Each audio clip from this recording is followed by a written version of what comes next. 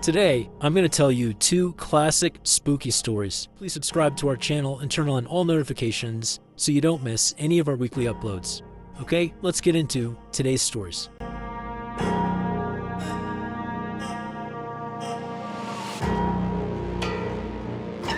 At 5:15 p.m. on June 28, 1980, a 38-year-old man named Robert Davidson drove his motorcycle down Interstate 74 in Acton, Indiana, which is a small community just outside of Indianapolis. On the back of the motorcycle, with her arms wrapped around his waist, was Robert's wife. Her name was Wanda. The couple was on their way to visit family, and they were hoping to get there as soon as possible, not because they wanted to visit, but because there was a big storm rolling in, and they were hoping to beat the rain. In fact, right now, right above them, the sky was turning a dark gray and looked very ominous. But as Robert nudged his engine to go a little bit faster, these big raindrops began pelting his arms, and he knew the skies were opening up and he would have to pull over so he and his wife could put on rain jackets. And so Robert pulled over to the side of the road, and as soon as he was stopped, Wanda climbed off. And Robert was about to climb off as well and open up the little trunk in the back of the motorcycle to get the rain jackets. But before he did that, there was the sudden flash of light, and then Robert felt pain all throughout his body. His muscles went totally rigid, and then he crumpled off his bike onto the ground, and everything went black. Less than 5 minutes later, an ambulance arrived on the scene, and several first responders jumped out, including a woman named Kimberly Kopp. Now, Kimberly had been briefed up on the situation. A man and his wife had pulled over on the side of Interstate 74, and the man had been struck by lightning. And so as she ran up to the couple, she could see Robert was on the ground. He was not moving, his skin was waxy and gray, and his wife was sort of in shock, and she was standing next to him just kind of sobbing uncontrollably. And Kimberly, she jumped into action. She jumped down next to Robert, and she felt for a pulse, but he didn't have one. At this point, Kimberly knew she maybe had a couple of minutes here to basically revive Robert, or he was doomed. And so Kimberly, she worked immediately on stabilizing Robert's spine, while one of her team members, one of the other first responders, jumped in and began doing CPR. And then a third first responder hopped on the ambulance radio and called in an emergency medical helicopter to get here and fly Robert to a hospital as soon as possible. They quickly got a response from the helicopter crew saying they were en route. But before the crew or any of the first responders could communicate any further over the radio, suddenly, out of nowhere, their ambulance just completely shut down, like completely shut off. The lights, the sirens, the engine, everything went completely silent. And this was a huge problem because some of the medical equipment that they needed to keep Robert alive until the helicopter got here required the ambulance to be on to use it. And so with the ambulance off, it was useless. But in addition to just what a problem this was, this also was like really confusing to Kimberly and the other first responders.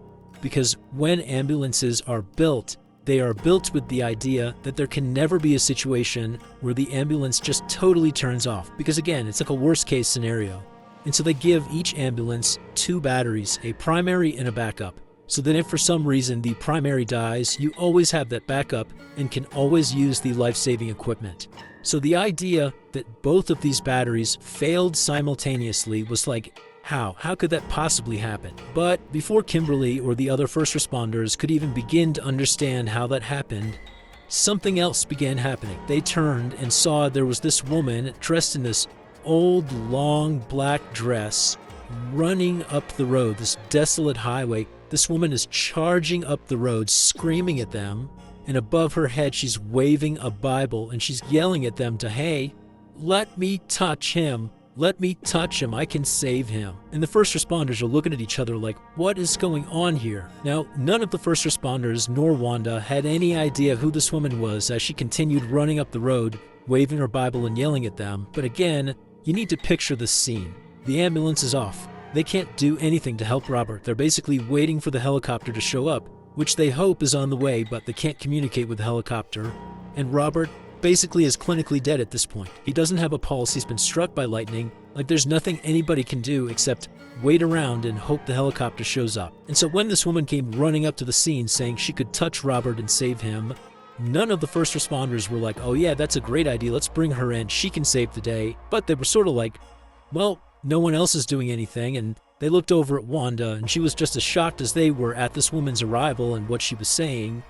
And so the first responders and Wanda just kind of stood there and allowed this woman in her black dress with her Bible to just wander up and crouch down next to Robert and begin this totally bizarre ritual. At first, the woman just began praying over Robert, and she's holding her Bible, and she's very focused and she's calm. And again, Kimberly, the first responders, and Wanda, they're all just standing there looking at each other and looking at this woman being like, what is going on here? But then eventually this woman in black, she begins getting really animated and begins slamming her Bible on the ground over and over again and begins screaming up at the heavens, demanding they save this man's life. Now, Kimberly and the others and Wanda, they're all watching this in total shock and just kind of let it keep on happening. Because again, it was sort of like, at this point, we're already committed, and what harm can this woman do? I mean, Robert's clinically dead. And so Kimberly and the others just stood there silently watching as this woman in black continued to slam her Bible and demand that this man be saved. And then it was like something came over this woman. It was like she was completely possessed. And she grabbed her Bible and she lifted it over her head. She's kneeling right beside Robert. And when she opened her mouth and looked up at the sky, it wasn't her voice that came out. It was like another voice, and she began speaking in tongues, things that didn't make any sense. She's saying all these crazy gibberish things to the sky, and as Kimberly and the others are getting frightened by what they're seeing and are about to step in, it was like the woman just stopped. And she stood up slowly, turned, and walked down the road back the direction she came. And within seconds of this woman beginning to walk off, the ambulance turned back on, lights, sirens, the engine all came back on, nothing wrong with it, and Robert began to breathe. Kimberly and the other first responders and Wanda just stared at Robert in total shock. He had not had a heartbeat for several minutes, like he was dead. How he's alive when there was no medical intervention really, because the ambulance was off. The only intervention was this woman and whatever she was doing. Like, nobody could comprehend that. But before anybody could make sense of that, the medical helicopter arrived, and seconds later it was chaos getting Robert onto the helicopter. And then before long, Robert, Wanda, and the helicopter took off. And then before long, Kimberly and the other first responders were just left there in the first moment of silence they had had for several minutes, just standing on the side of Interstate 74 thinking, what just happened? Now, none of the first responders wanted to admit to this, but they were all thinking the same thing. That woman in black had to have done something that, brought Robert back to life. I mean, there really was no other explanation. However, when the first responders just all kind of looked in the direction where this woman had turned and walked off just a couple of minutes earlier, she was gone. Now keep in mind where she had come from, where she had, run up the road from. It was just one big open road with really no obstructions, and then off to the side of the road was this huge open field. Basically, if someone had been walking for only a couple of minutes in that direction from their vantage point, they would have seen them. There's nowhere to hide, there's nowhere to go. But she was gone. However, Kimberly and the other first responders would quickly learn that this particular stretch of highway, in fact more specifically, the field off the side of this highway, had great significance to this whole story. That big field that lined Interstate 74, where effectively the woman in black had disappeared to, used to be the home of a place called the Acton Campground, which was a Methodist community in the 1800s. The members of this community were known for their really loud prayer style and also for speaking in tongues. Now, unfortunately, this community actually burned to the ground in 1864. Afterwards, they rebuilt, but then in 1905, disaster struck again and it burned to the ground again. And this time they did not rebuild. Instead, the community was leveled to the ground, was sold off, and then eventually was just abandoned and became a big empty field. After the story of Robert's miraculous recovery began to spread, some people began to think that the woman in black might have been a ghost of one of these Acton residents from the 1800s who basically was drawn out to save Robert's life. Also, her intense prayers and speaking in tongues, along with the woman disappearing back into the field where the Acton campground had been, certainly seemed to cement the idea that this theory could actually be true. However, since that day in 1980, no one has seen the woman in black again.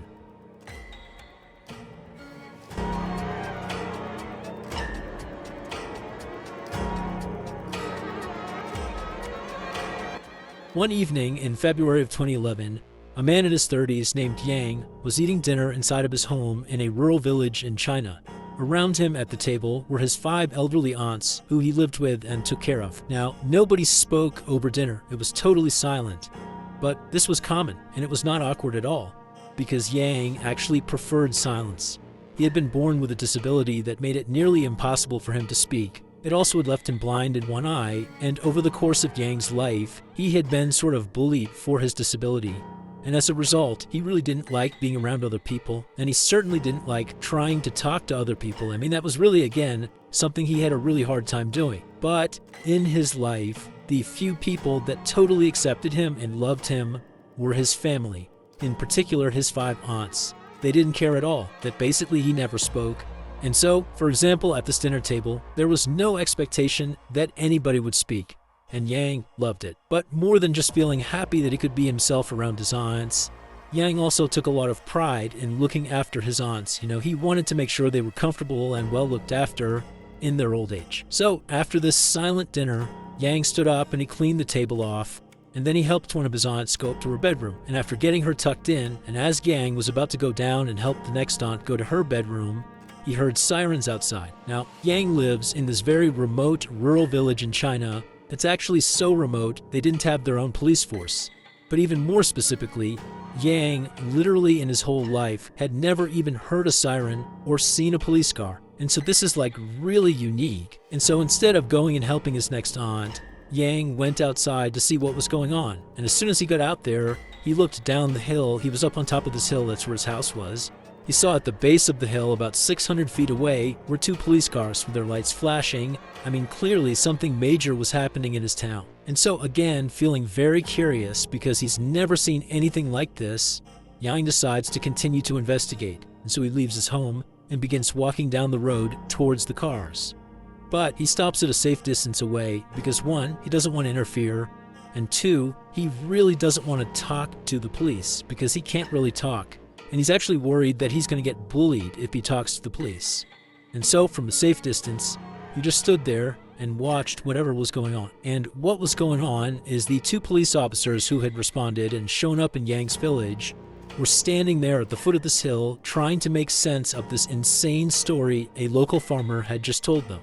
The man was sitting there, his face was in his hands, he was crying hysterically, and he was trying to give them more information, but it was like he was too upset. And finally, one of the officers tells the guy, hey, stop what you're doing, start all over again, calm down, and just tell us the story from the beginning. And at this, the farmer did calm down, and after taking a deep breath, he told the officer the story. He said about a week earlier, he had this horrible nightmare. He said he dreamed of his mother, and she was shrouded in darkness, and she was terrified, and she was screaming for his help. And the farmer said, in the dream, he ran to his mother to try to save her. But as soon as he would get close to her, it was like the shadow went over his mother, and then she disappeared. And then the farmer would wake up, and he'd be so terrified and so upset. Now, at first, the farmer told the officer that, he didn't think much of this nightmare. He was not a superstitious person. He just thought, it's a nightmare. But over the next several days, he kept having the same nightmare about his mother that, she was scared and then she would disappear as soon as he went to help her. And so after a week of these horrible dreams, the farmer said he finally decided, I'm just going to go check on my mother in person and make sure she's okay. But when he went to his mother's place, his mother was missing and he couldn't find her anywhere. And he had this horrible thought that she'd been abducted.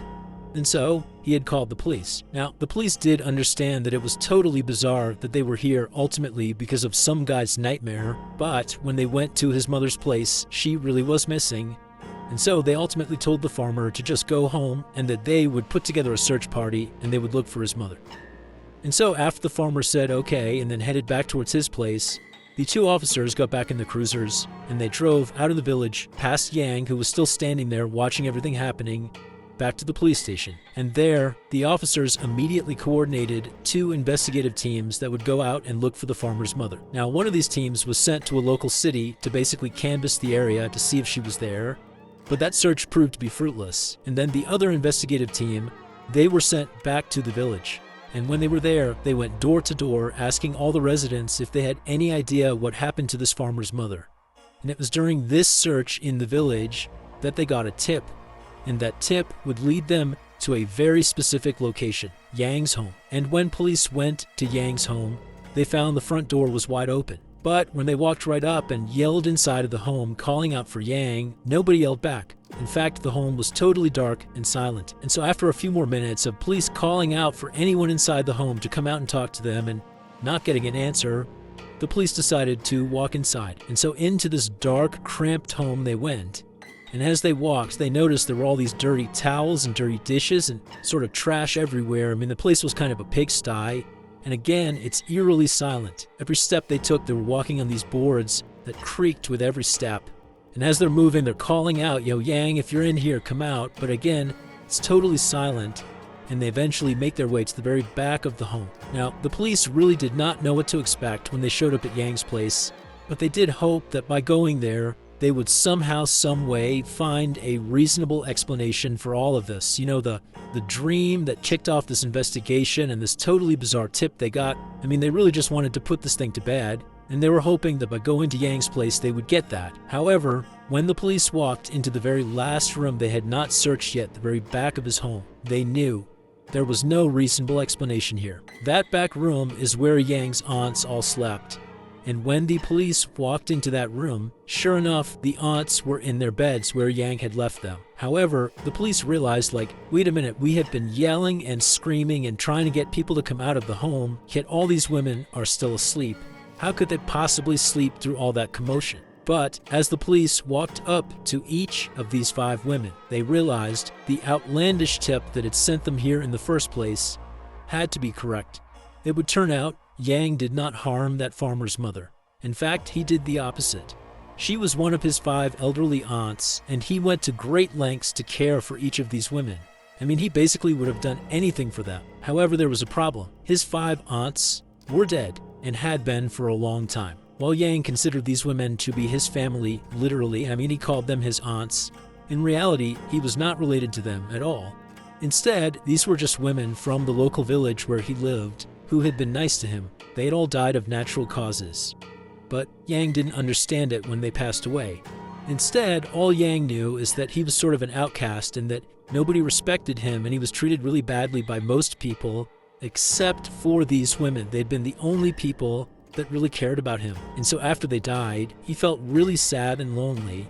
And so, one by one, he dug these women up and brought them home with him and began caring for them as if they were still alive. When that farmer had gone to go check on his mother after having the recurring nightmare about, her going missing, he had gone to her grave site and found her coffin was literally empty, hence believing somebody had abducted her body. And then the strange tip police got that led them literally to Yang's house was a local had seen Yang carrying a body up the hill to his home. And his home actually was not a typical home. Instead, Yang's home was actually just a cave that he had outfitted with some boards on the ground for a floor and a couple of makeshift beds. Yang was arrested for what he did, but ultimately he was sent to a psychiatric hospital for treatment. All of the bodies that Yang stole were reburied, and the farmer's recurring nightmares about his mother stopped as soon as her body was returned to her grave.